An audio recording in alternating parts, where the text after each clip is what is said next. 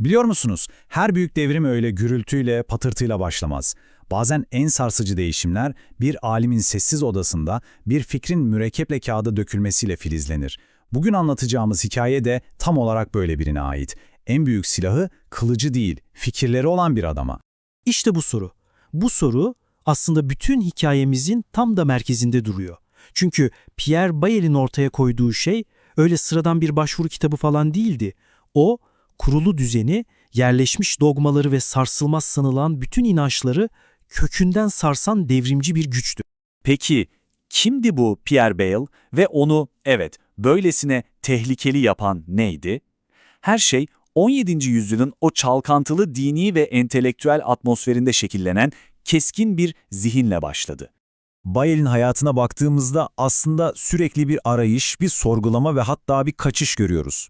Gençliğinde dinler arasında gidip gelmesi bile onun daha en başından beri mutlak hakikat diye sunulan şeylere nasıl bir şüpheyle yaklaştığının bir kanıtı gibi.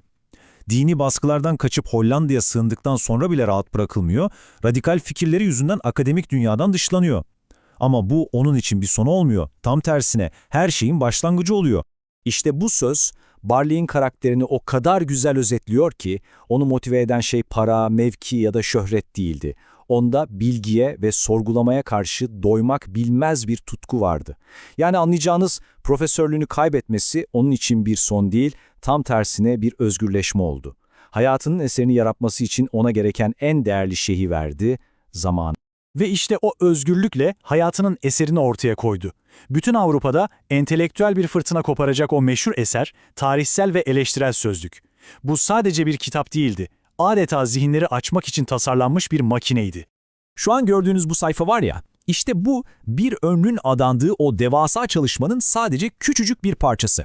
Bu kitap yayınlandığı anda bir entelektüel sansasyona dönüştü ve kendisinden sonraki bütün bir çağı, yani aydınlanma çağını şekillendiren temel metinlerden biri oldu. Düşünün, 1000 tane ek kopya. O yıllar için bu akıl almaz bir rakam. Peki ama neden?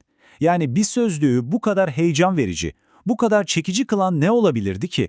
İnsanlar neden bu kitabı okumak için adeta birbirleriyle yarışıyordu? İşte cevap tam da burada. Çünkü Bayler'in sözlüğü size sadece şu şudur demiyordu. Hayır. Her şeyi ama her şeyi sorguluyordu. Gücünü de tam olarak bu radikal, bu korkusuz yaklaşımından alıyordu. O, okuyucuya ne düşüneceğini söylemiyor, onlara nasıl düşüneceklerinin anahtarlarını veriyordu. Peki, Bailey bu entelektüel devrimi nasıl başardı? Yöntemi neydi? Hadi gelin şimdi onun zihninin o meşhur mantık laboratuvarına bir adım atalım ve bu yöntemin neden bu kadar çığır açıcı olduğunu birlikte görelim. İşte kilit ifade bu, mantık laboratuvarı. Bailey'nin zihnini tam olarak böyle düşünebilirsiniz. En kutsal, en dokunulmaz kabul edilen fikirlerin bile alınıp her açıdan incelendiği, adeta parçalarına ayrıldığı bir yer. Bu laboratuvarda hiçbir inanç, hiçbir otorite sorgulanamaz değildi. Bu yöntemin nasıl işlediğini görmek için gelin somut bir örneğe bakalım. Kral Davut maddesi.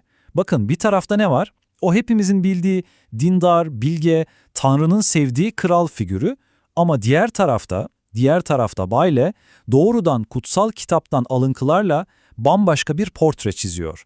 Acımasız, hatta vahşi bir savaş lordu. Bayle burada bir yargıda bulunmuyor, aman dikkat. Sadece kanıtları yan yana koyuyor.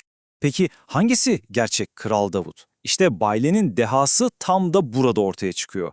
Size bir cevap vermiyor, sadece kanıtları önünüze seriyor.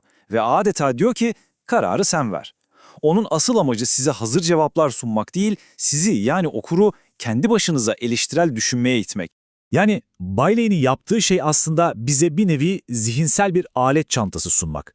Diyor ki, çelişkileri gör, otoriteyi sorgula, şüphe etmekten korkma, bütün tarafların ne dediğini dinle ve en sonunda kendi hükmünü kendin ver. Bu, sizi pasif bir okur olmaktan çıkarıp aktif bir yargıca dönüştüren bir yöntem. Peki bu kurduğu mantık laboratuvarı ne gibi sonuçlar doğurdu?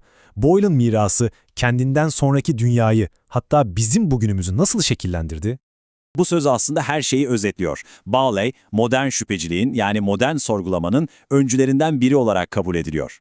O, şüpheyi bir yıkım aracı olarak değil, tam tersine gerçeğe giden yolda bir özgürleşme anahtarı olarak gördü ve kullandı.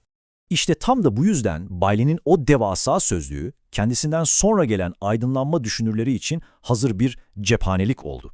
Düşünün, Voltaire gibi, Diderot gibi isimler, dogmalara, hoşgörüsüzlüğe karşı açtıkları savaşta dönüp dolaşıp Bailey'nin argümanlarını, onun sunduğu kanıtları kullandılar.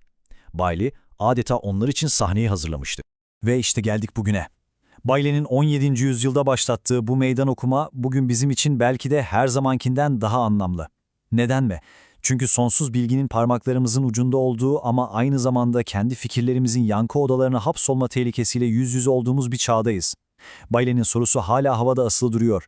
İnandığımız, en emin olduğumuz şeyleri bile kendi mantık laboratuvarımızda sorgulayacak kadar cesur muyuz?